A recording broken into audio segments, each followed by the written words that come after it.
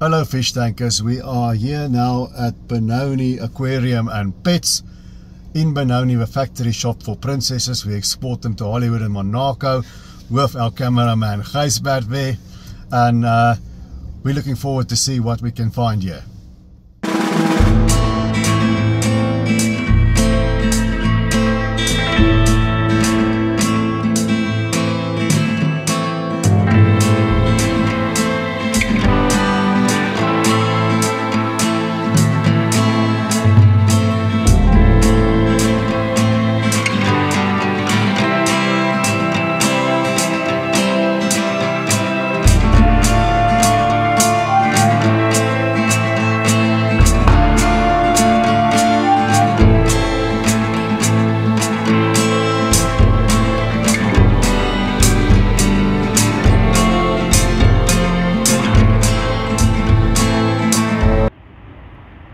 Okay guys, here we are at Benoni Aquarium and Pets. Let's go and check out what they have. Okay, so it's a really big store. Lots of dry goods, goes all the way to the back. And there you see the red parrots, everybody's favorite hybrid, and some baby Oscars over here, everybody's favorite wet pet, and some penguin tetras, or hockey sticks as we used to call it. Great shoaling fish for the upper half of the aquarium. Makes for a very nice display. Some cichlids here, some juveniles. And then they have some plants, those with a white color, of course, for immersed growth for your paludariums above water, and the rest are your normal sort of aquatic plants. And some bala sharks. Guys, yeah, they grow into big fish, so you need substantial aquariums for them, and Vallisneria. They take a little while to get going, but as long as there's enough nutrients in the substrate, after a while they just take off, and then you have to keep them under control. Some Harlequin rasboras, they had a nice top half shoaling fish for the tank, just like the penguin tetras. And then once they grow out a little bit and get a bit of body, they look really nice in a planted tank. Not bad prices at all. And here's the obligatory glowfish, if you're a glowfish kind of person. Some metallic white guppies. I used to have a male like that. It was a feisty little fellow, like most guppy males are around the females, and I kind of like this color. Neon tetras, of course, the staple of the aquarium. We've all kept them at some time in our fish keeping careers. And some cardinal tetras.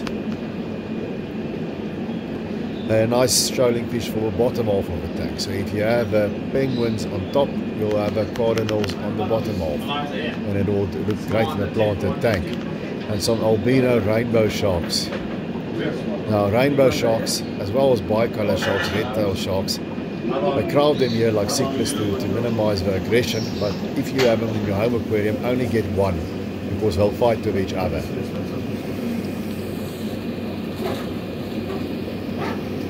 Some Siamese algae eaters, great for consuming your hair algae, especially the dreaded black beard algae, recognizable by their black stripe. And here we have Gauteng's national fish, the mbuna, the Malawian cichlids that are rock dwellers. If you want a tank without plants and lots of rockery and caves and stuff, then you need a lot of these in the tank. They can make for a really great active display. And of course your usual guppies. Always remember the ratio of the sexes if you're going to have both. Many more females than males. And here's a big tank, a nice grow out sort of tank. It's got the blue light so it looks funny on your screen. But some larger angels and silver dollars here. There's a couple of small golden deacons and some peacocks as well. There's an OB peacock and a little clown loach buzzing about, and some really nice black angels. I wouldn't mind having those. Nice size as well. And there at the bottom is a geophagus. The name of course means earth eater. And look at it sifting through the sand. Picks up the sand and spits it out, sifting for small critters. And it helps keeping your sand from compacting, helps to keep it loose. And some discus, you can see these are not skittish at all by following the camera. something so few fish wants to do. And when the discus are inquisitive and bold like this, it means they settled in, they're healthy, and the chances are much better they're going to be healthy in your tanks. And here's a great bunch of different colors. That Marlboro red discus, or I think now it's called the tangerine or watermelon or whatever. Marlboro red was the name in my day. Tell me, do you like that color, or do you prefer the more natural sort of blue turquoise color that you see here towards the bottom right of your screen? Let me know in the comments. Some nice angels here, a little bit bigger, but not fully grown yet. Nice size to get a 6 or 8 of them if you have a nice large tank. Some nice black and white angels as well. And you see the old style box filters in this. It's a cheap form of filtration and it works very well. It's versatile too. And here we have the normal version, the non-albino version of the rainbow shark. Very nice fish. It goes bigger. You keep it on its own. No other of the same species. Guys, tell me what the secret is. Please let me know in the comment section. You can ID this one for me. And here we've got some baby clown loaches playing peekaboo with me behind the filters. I don't want to work with a camera like the discus. Great fish, but do remember they grow very slowly. They slow growers. They take years, but they can become big, substantial fish. So if you're going to keep them long term, you know, you're going to need a substantially sized big aquarium. I do like the clown loaches though, and some female guppies. And they are, back in the day, they also used to be called the millions fish, because you have a female in your tank and pretty soon you have millions of them. Nice guppy grass here too, or just floating plants, floating stem plants, provide some hiding place for the fry. And of course more Malawi cichlids. There's no lack of them here in Joburg. I suspect also the people here have bigger houses than down in the Cape, bigger tanks, and also the water is nice and hard here, so they suit for water. So if you have fish that suits your water, then a lot less drama and work and PT and checking involved. Makes it easier. And lots of colour and activity here among this group of still juveniles, still have to grow out.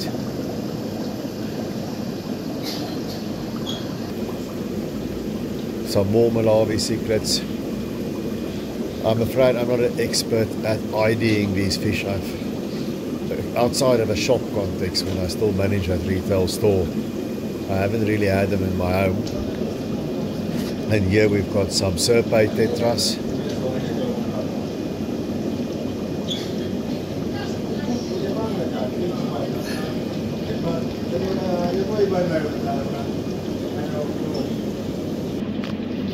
And some that barb there with a black spot on his base of its tail. I used to know the name of this barb, and now the name has just dropped out of my head. Can somebody tell me in the comment section what kind of barb that is? Just ID the barb for me. And of course the others are tinfoil barbs, the normal colour plus the gold colour. But that barb there, right there, I forgot the name. Quite nice fish as well. And of course albino corridoras, of course albino versions of a bronze corri. You also get an albino version of a peppered corri, Corridoras paleatus, but these are, you can see from the chunky bodies and the dorsal fins, they are albino versions of bronze corris, just albino cats. And some very nice African jewel cichlids here.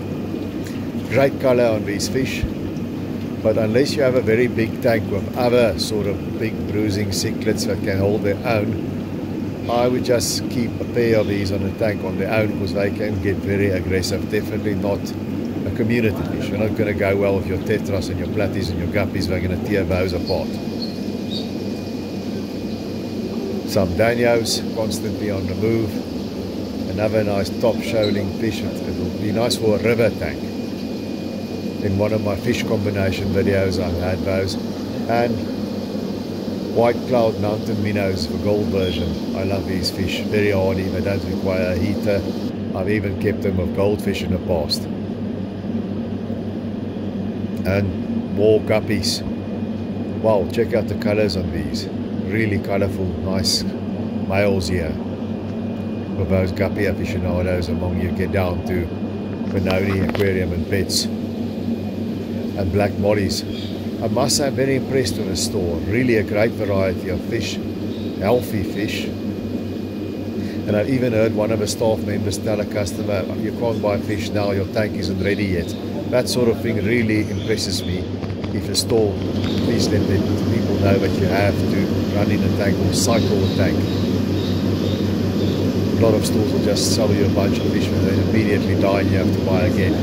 They don't tell you these things, and it was really nice to hear the assistant say that to the customer. And here we've got some geophagus, and you can see they're guarding that sort of half pot. The male is sort of having a standoff with my camera, which tells me they're probably going to be breeding soon. Female is sitting in the pot. So there might be babies or regulars soon.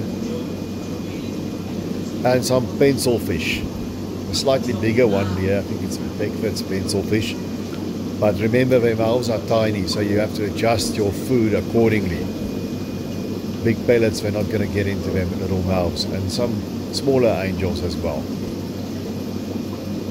Some nice koi angels and marbled angels in that group. And here we have diamond tetras. Now you've seen them many times in my tanks on the videos I've done. They become magnificent fish once they grow bigger, but they look like nothing in the store when they're still small. So that's one of those big surprise packages that you take home, and a few months later you have a really nice fish. Platties, and that's nice having Gijsbert around. If we're two people, I can start at one end of a store, he starts out at the other end of a store, and we have more time on our hands to just gawk at the fish and chat to the store owner.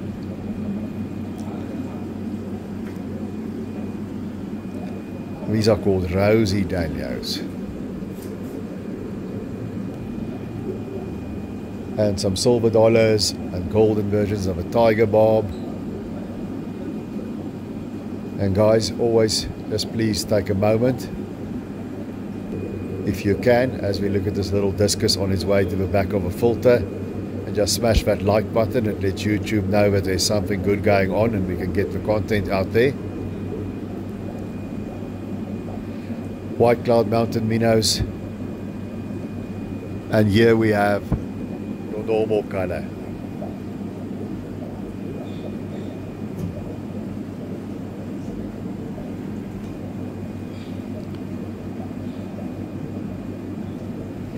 Some glow light tetras, an old staple of a hobby, and silver tip tetras. These show very tightly and follow your hand around. Can make for a very nice display.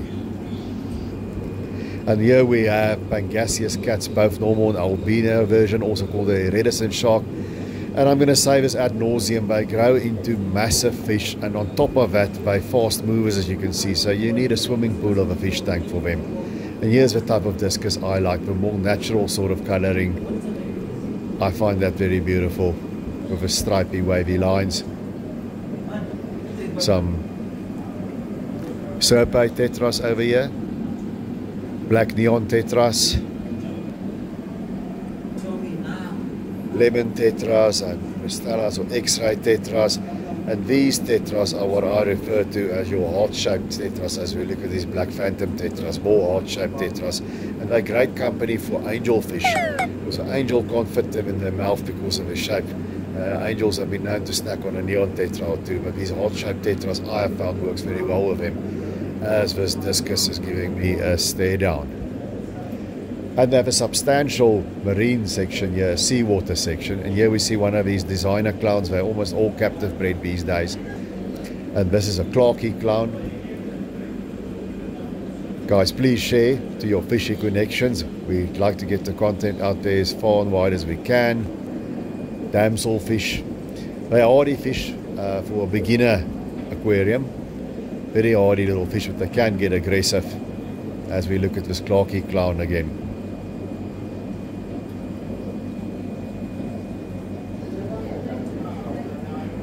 And more damsels. And there's a goby.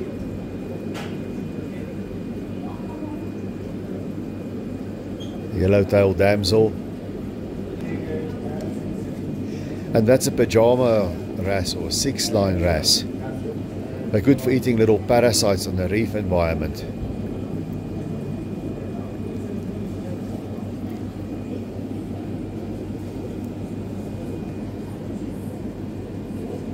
Some spider-like crustacean there, and this is the centerpiece of a shop. They've got this magnificent, huge reef aquarium. Look at that yellow tang.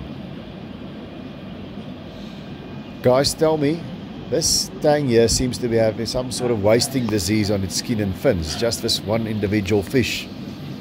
What is it? Tell me in the comment section, because it's definitely not a case of bad husbandry. If I look at this tank, how the corals are growing, how healthy all the other fish are in this tank and the whole shop, then it must be something strange. As we look at this royal grandma staking out his spot on that coral. I love those little fish.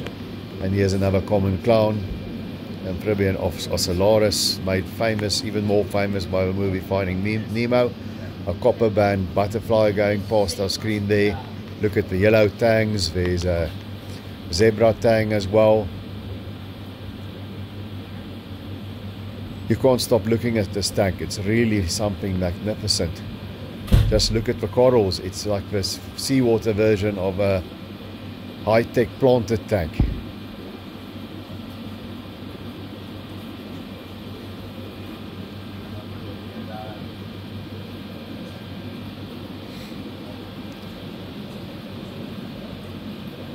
Just look at that. The fish seems to be having a ball there. There's the royal grandma in its spot, staking himself out. And this over here is a jellyfish tank. It circulates around and around, which is what jellyfish need to get to the food. And here are more designer clownfish. They have some of these lights turned off to save electricity in a certain part of the day, so I apologize for the light, but I'm doing the best I can. There's some Bangai cardinals, and I'm not sure what that dartfish or goby is called. And here we have the cleaner shrimps. I love these guys. I used to keep them. Very undemanding, and they just eat the scraps that the fish spit out, and they clean the fish as well from dead skin and parasites that you hopefully won't have. More cleaner shrimps.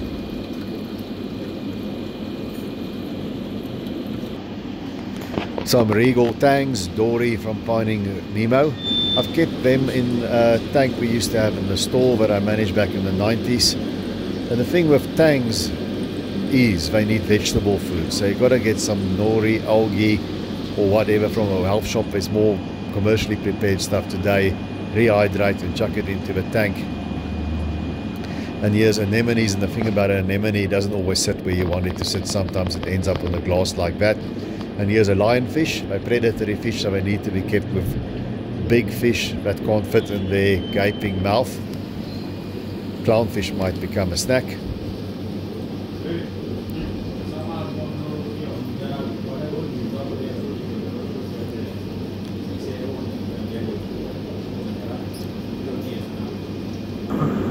And here's a bicolor damsel again.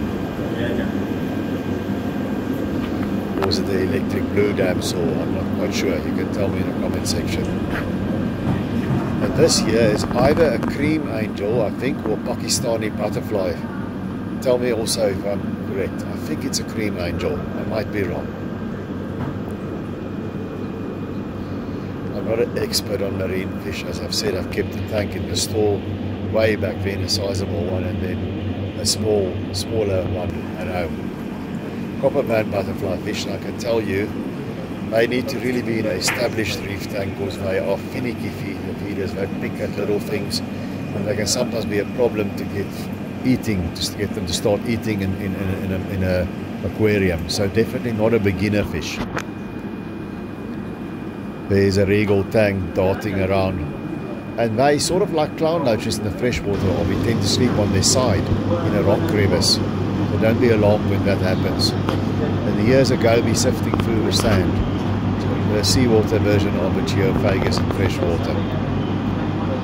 Busy there doing his job. Okay guys, and this is usually where I leave you, as Gijsbert does the dry goods. Stick around till the end. After he's done with the dry goods, we're going to show you them feeding the reef tank. It's quite something to see. Please remember to subscribe. And until I see you guys again, remember to take good care of those domestic denizens of the deep.